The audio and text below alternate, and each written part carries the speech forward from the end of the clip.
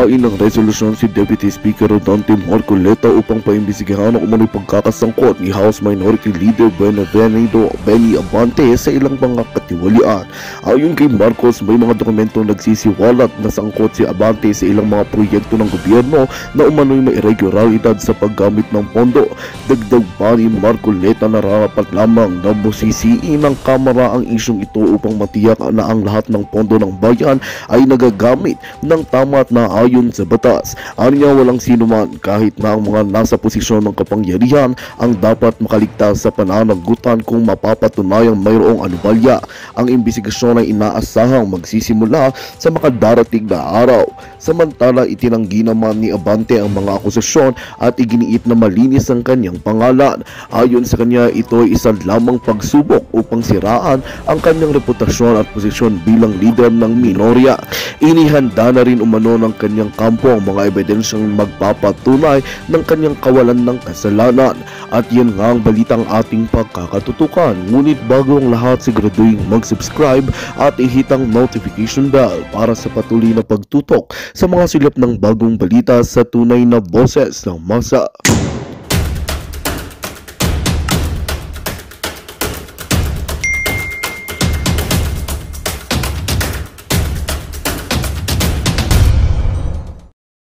Agawan kayo na kayo ang mauna. Ayaw na po ng mga naglulundag. Naggigit-gitan kayo. Nagigil kayo. Na magtanong. Di ba? Ikaw hindi ka marunong mag-promispeto eh. Di ba? Bago mo invoke yung public trust, public office. So ayan yung sinasabi. Ang problema kasi, kaya tuloy, ayan. Ito mga kababayan, ito ipapakita ko lang sa inyo. Napaka-importante nating maunawaan ito eh. Napaka-importante nating maunawaan po ito. Kasi, alam niyo kung bakit? Ito. Since you are a bishop of a Christian church, I will use yung mga karapat-dapat sa iyo. The same judgment that you are doing with the office of the Vice President is the same judgment that I'll be using against you, Mr. Bishop, Congressman Abante. Eto, ba't ko nasabi? Eto yan, Sabi nga dito sa Matthew 7 verse 2, for in the same way you judge others, you will be judged, and with the measure you use, it will be measured against you. Gusto mo, di ba? Ito ang ginagamit mong panghusga sa Office of the Vice President. Yung wealth, yung ginagamit ba ng tama yung pondo ng bayan. The same judgment I will use against you. Since you pretend to be the bishop and pastor of such church, I will use the same to you, Mr. Bishop. Bakit? Sabi po ng Biblia for in the same way you judge others, you will be judged with the measure you use. It will be measured to you. Ibig sabihin, pinupuna mo sa paggamit ng pondo ng taong bayan ang Office of the Vice President. Now, the same way people are judging you. How are you using your budget as a congressman? That's the question. The same question I will be asking to you right now. Ginamit mo ba ang pondo ng ng iyong opisina bilang public official para sa mga constituent mo? Second, ginamit mo ba ng tama yung ikapo ng iglesia mo? Hello? Bishop? Hello, Bishop? Tatanong ko siya ito, Bishop. Dalawa Ulitin ko the same judgment that you are doing with the Office of the Vice President is the same question I'll be asking you right now. Ginamit mo ba ng tama ang budget ng opisina mo sa Congress? Pangalawa, the same judgment. Ang lakas nyo makapo na kay Pastor Kibuloy tungkol sa kanyang wealth. I will ask you the same question. Saan mo ginagamit ang ikapo ng iglesia mo?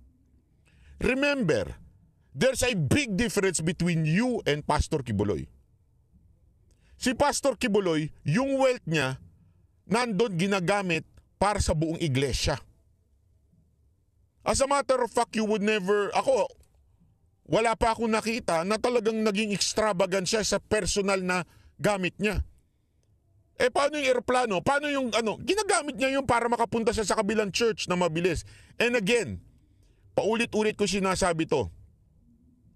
I am not promoting and saying that Pastor Kibuloy doctrine or faith is true. Never kong sinabi yan. Hanapin nyo sa lahat ng live ko, never kong sinabi yan. I never promoted yung kanilang doctrine because I have different understanding on their doctrine. Second, never ko din pinromote ang religion nila o ang kang KOJC. Never. Hanapin mo sa lahat ng live ko, wala. What parang pinaglaban ko sa kanila ay ang vlog natin sa kanila, it's the treatment of the government bilang ordinaryong Pilipino. Pinaglaban ko not their religion, pero yung karapatan nila bilang Pilipino. Karapatan ng isang tao na siya po ay inosente until proven guilty. Saan ko nakita yan? Nasa batas natin yan. A person is innocent until proven guilty. So I will fight for every person na ina-accuse at sinasabing guilty na kaagad without the court saying to them na guilty sila. Why? Because our law says sila po ay inosente pa rin hanggang ngayon. Unless magkaroon sila ng conviction. Yun po ang pinaglaban ko kay Pastor Kibuloy at yun din ang pinaglaban natin sa KOJC. It's not about religion. Now, tulad na sinabi ko, ang laki ng difference eh. Si Pastor Kibuloy, kung makikita ninyo, yung mga extravagant sa kanila, yung kingdom nila, yung prayer mountain nila, which is sino gumagamit? Siya lang ba mag-isa na gumagamit nun? Silang lahat. Ibig sabihin, their tithes or whatever they do, whatever their rules and regulation, kasi pinupuna sa kanila yung pagbebenta ng mga church member, problema na nila yun. As long as ginagamit, not just for Kibuloy, ginagamit yun sa lahat ng members. Yung eroplano nga, di ba, saan ginamit yun? Para sa bayan, kay Pangulong Duterte. Sa kampanya niya. Sa ibang mga politiko, pag meron silang social service, dun din ginagamit. Ibig sabihin, not for personal use. Wala naman ako nakita naka-Rolex si Pastor Kibuloy. So far, wala ako nakita, ha? Magandang sasakyan. Saan ba ginagamit yun? Ginagamit lahat ng kanilang mga workers yun.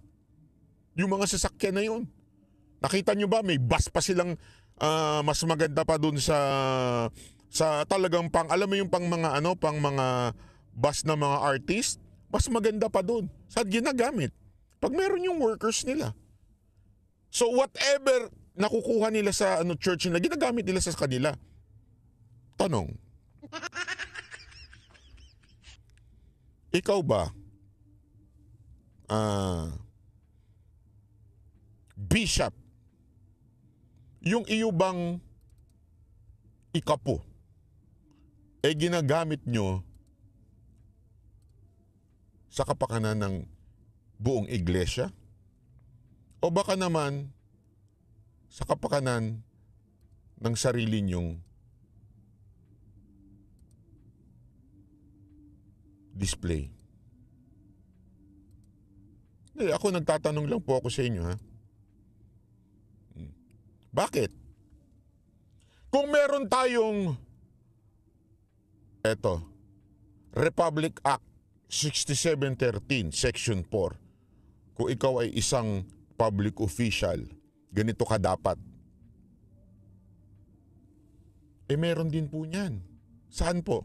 Kung ikaw ay pastor, kung ikaw po ay bishop, bishop po siya eh. Ibig sabihin po ng bishop, medyo pagkaalam ko, meron kang nasasakupang mga iba't ibang mga pastor. Mas mataas ng konti ito sa pastor eh. Di ba? Ano, kung mayroong Republic Act para sa mga congressman at mga public official, kung may Republic Act 6713, meron din po pagka ikaw ay church leader. Alam niyo ho ba yun? Ha? Alam niyo ho ba yun? Pag ikaw ay isang church leader, meron din po dapat pamantayan. O papakita ko. Ayan. To the elders among you, I appeal as a fellow elders and witness of Christ's suffering. Ayan o. Nakasulat dyan o. Watching over them. O ayan. Ayan o yung mga ano. Ipapakita ko lang ha. Nakalagay dyan. Not pursuing dishonest gain, but eager to serve. Not lording it over. And being example to the flock. Yung pagdi-display po ba ng inyong kagarbuhan, yan po ba being example to the flock? Di ba po, dapat sensitibo ho tayo? Hindi, ito lang ha, simple lang naman ho ito eh. Di ba dapat kung tayo ay isang pastor, para tayo ay makarelate sa mga congregation natin, di ba dapat magpakita tayo ng humble na pamumuhay? Magbibigay tayo ng example sa ating flock. Nakasulat po yan, no? Di ba? Ito pa. Baka sabihin nyo, ayan, no? Ayan, nakasulat dyan, no? Nakasulat pa sa baba, not quarrelsome. Yung ginagawa nyo po ba doon sa pambabara kay Marcoleta? Nakasulat po dyan, no? He is trustworthy, saying whoever aspires to be overseers. Ibig sabihin yung mga, parang ito yung sa mga church leader. Ganito dapat ang katangian mo. Faithful to his wife. Naku po, patay. Self-control. Naku po, patay. Respectable. Naku, yari na.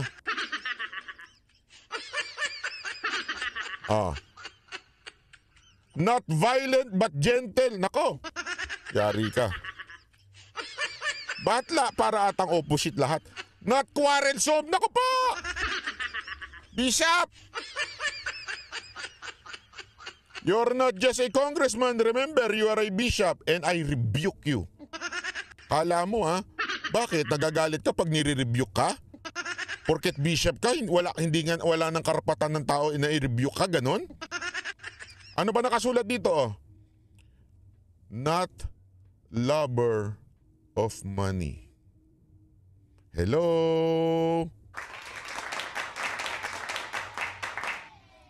Ano masasabi sa'yo ni Abalos? Ikaw talaga. Ikaw talaga. Not a lover of money. Mga kababayan, tanungin ko po kayo. Tanungin ko po kayo. Yan ang mga video at picture. Yan po ba ay not lover of money? Kayo po ang sumagot. Hindi ko huhusgahan si Bishop. Kayo na po, mamamayang Pilipino ang sumagot. Is it not lover of money yung ganyan? Kayo. Eto pa, baka kala nyo tapos na. Bakit to ba importante yan? Kasi nga ito ito ang pinaka-importante sa lahat. Since you are a bishop, you are the leader of your flock, you are the leader of your congregation, ano dapat ang gawin mo? Ayan. You should be Christ-like. Remember, ano ba ang ibig sabihin ng Christ-like ka? In your relationship with one another, have the same mindset as Christ Jesus. Pareho dapat kayo daw. Diba kasi nga si Pablo sabi niya, imitate me as I imitate Christ. Kasi leader si Pablo doon yun ang sinasabi niya. O ano po ba si Kristo? Who being in very nature God, did not consider equality with God something to be used to His own advantage. Nung nagkatawang tao ang ating Panginoong Yesus, even if in very nature God, pwede sana siyang dumating ng bonggang-bongga. Pwede sana siyang dumating with all the angels. Kaya niya i-command yun. Why? He is God. Very nature, God. Paano ho siya na pumunta sa lupa? In a very humble way. Pinanganak siya sa manger kung saan yung mga hayop na andun. That's the example of being a humble person. Ayan o. He did not consider equality with God something to be used to his own advantage. Rather, he made himself nothing. As in, wala. By taking the very nature of a servant, being made in human likeness, and being found in appearance as a man, he humbled himself by becoming obedient to death, and even death on a cross. Alam niyo ba, nung panahon na yan, ang pinakamatinding parusa ay yung ipako sa krus. Yan po ang parusang ibinibigay sa mga kriminal. Sabi nga, kasi nung panahon na yan, maraming ways nung namamatay. Okay? Parusa. Yung iba nga, they are even proud na mapatay ng ibang paraan. Bilang may honor. Ganun ang gusto nila. By the sword sila namamatay. With honor. Okay? Pero, pag ikaw ipinako sa krus, yan ang pinakamatinding nakaka-humiliate. Nakakababa. And yet, the Lord Himself ay nagpasagmit dyan. Ganun. Pinanganak ang Panginoong Hesus in all humility. Namatay ang Panginoong Hesus with all humility. Kasi nabuhay din siya with all the humility. And church leaders should be like that. Hello? With all humility, walang pagpapakita ng kagarbuhan sa buhay. Kung merong code of ethics ang mga public officials, meron din po ang mga church leader. They should follow Christ the way He lives, He was born in sa kanyang pagkamatay. Tanungin ko kayo mga kababayan. Do you think Bishop and Congressman Abante ay ganito mabuhay? Kayo po. Kayo po ang tinatanong ko mga kababayan. Hindi ko po siya uhusgahan. Bakit? Ayoko matulad sa kanya. Kaya nga po, pinipresenta ko lamang sa inyong katotohanan ng legal na nasa batas natin at ang kanyang tinuturong Biblia. Ipinapakita ko din sa inyo. Dalawa ang pinakita ko sa inyo. Doon sa dalawa na yun, sinusunod niya bang pareho yun? O hindi? Hindi, di ba? Ako nagtatanong lang. Sinusunod niya po ba yun o hindi? Kayo ho ang magsabi.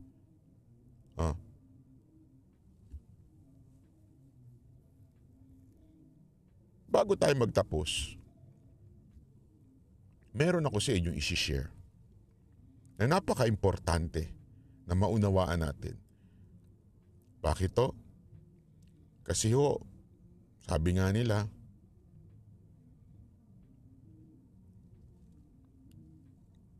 we are living in the last days.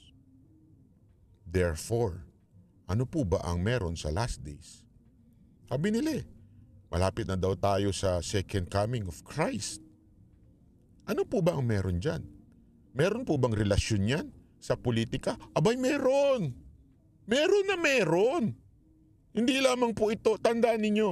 Ang akala kasi ng karamihan, ang Biblia ay isa lamang religious book. No, it's not. Bible is a history book. History of the people of God, Israel, hanggang sa civilization, nakasulat yan. The entire civilization of human beings, nakasulat sa Biblia. Until to the end, it is written. Ganong katindi ang Biblia po. Nakasulat lahat. Kaya nga, eto, pakinggi. Panoorin.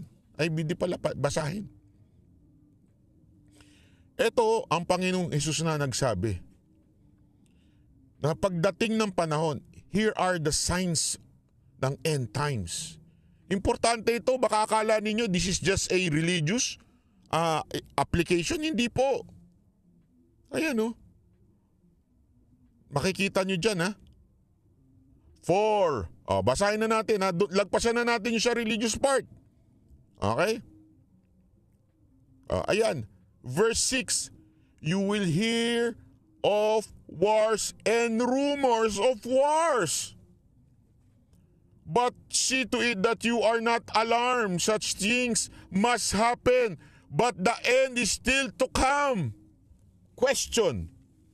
When Matthew 24 sinusulat, may social media na? Meron na po ba? Nung sinabi ng Panginoon ito, may social media na? Wala. May telebisyon na ba nun? Wala. Dyaryo? Malamang wala pa rin.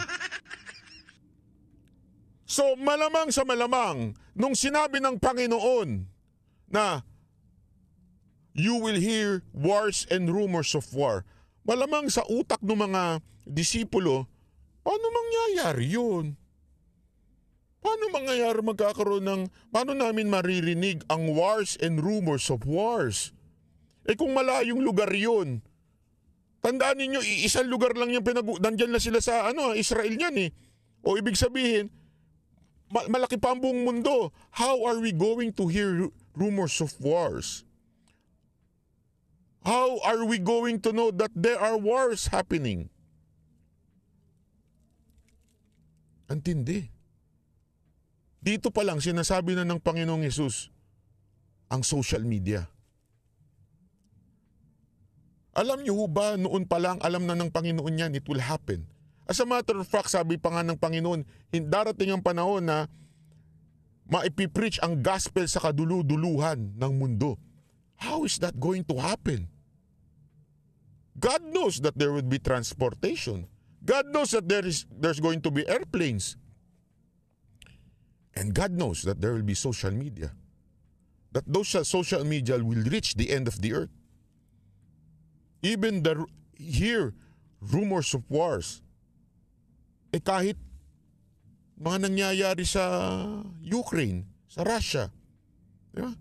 Mga nangyayari sa Israel, maririnig mo ngayon without even going there. Why? Because of social media. Ayan o.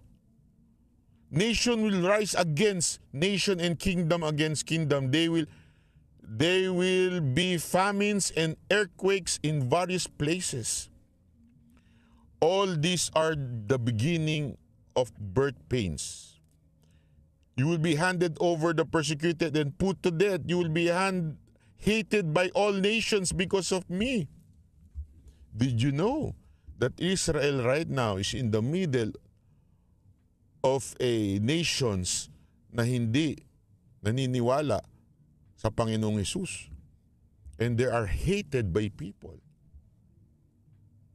Ito pa matindi. Verse 11. And many false prophets will appear and deceive many people.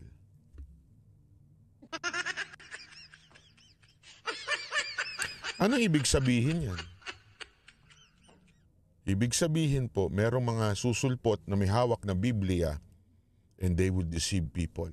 Kasama po ba mga pastor dyan? Yes! Kasama po ba mga bishop dyan? Yes! Ano ibig sabihin nun? False prophet. May dala-dala silang libro, Biblia, nagtuturo sila ng Biblia and yet their life does not speak of the Bible. Ano ibig ko sabihin? The life of Christ is not reflected on their life. Kung full of humility ang ating Panginoong Hesus, sila bit-bit ang Biblia pero puro kayabangan ang nasa katawan. That is a sign of a false prophet, mga kababayan. Wala ako sinasabing si Bishop false prophet. Pero kayo na lang po bahalang maghusga. It's not for me to. Ano ho ba ang karakter ng mga false prophet? Ayan po. Watch out for false prophet. They come to you in sheep's clothing but inwardly they're ferocious wolves. Sa labas, panay ang Biblia. Sa labas, ang bait-bait. Pero inwardly, nakadila.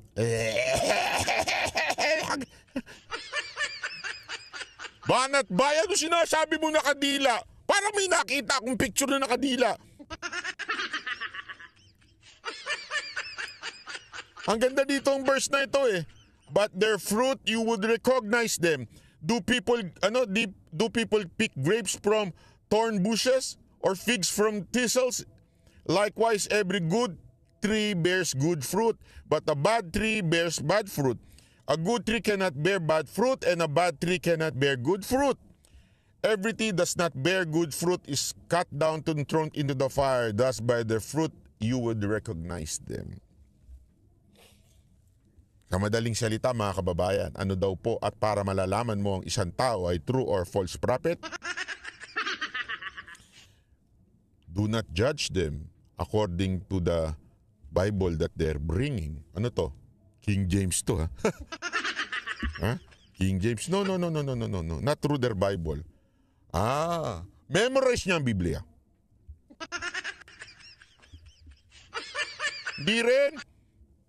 Di porket magaling makipag-debate, magaling sa Biblia, memorize ang Biblia, yun na ang tunay. Wala sinabing gano'n ng Biblia. Ano sinasabi ng Biblia? You would recognize them by their fruit. Ayan po ang linaw. By their fruit, you would recognize them. Anong ibig sabihin? Yung sa Biblia, dito kasi yung Biblia ko. Yung Biblia, hindi lang may pera pa. Hindi lang nakasulat. Nakikita sa buhay nila. Yung humility ni Christ, nandun sa buhay nila. Yung hindi magarbong buhay ng Panginoon, nandun sa buhay nila. Yung pag-uugali nila, hindi sa dami ng memorize. Hindi sa title. Pastor? Hindi. Bishop? Hindi rin. Nasa ugali nila. As a matter of fact, you would recognize them on how they respond sa mga persecution if they still love. Nasa Biblia po yan. Kung sila ay nagmamahal pa rin sa kapwa o nambabastos. Magandang balita ang hatid namin sa inyo ngayong araw. Sa pagtatapos ng aming balitaan, nagbigay kami ng mga mahalagang impormasyon. Maraming salamat sa pagtutok at pagsuporta sa aming programa. Huwag kalimutang manatili sa mga susunod na araw para sa mga bagong balita at mga kwento na dapat nating abangan. Mula sa Boses ng Masa, magandang araw, Pilipinas!